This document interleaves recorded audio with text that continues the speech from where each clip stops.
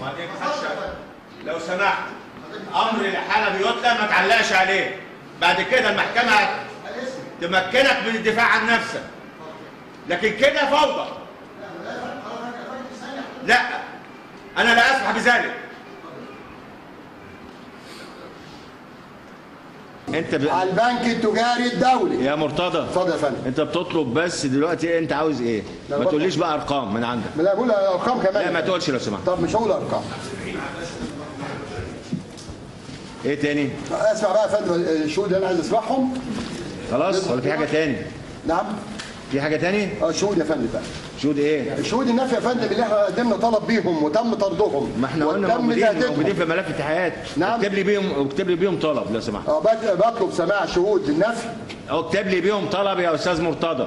ما انا هقول المنوهين يا فندم في سمعتني؟ هقول يا فندم المنوه عنهم المنوه عنهم. خلاص يا استاذ مرتضى وقتك انتهى. المتهم لو سمحت يا باشا. نعم. السؤال الاول ده اختار واحد ولا اثنين ولا ثلاثه؟ انت بتستهبل. خلاص اول مره تثبت التثبيته دي. انت اللي بره كنت غزيتك في نضارتك. بص في ورقتك وجاوب لوحدك. ماشي يا عم الحنجره.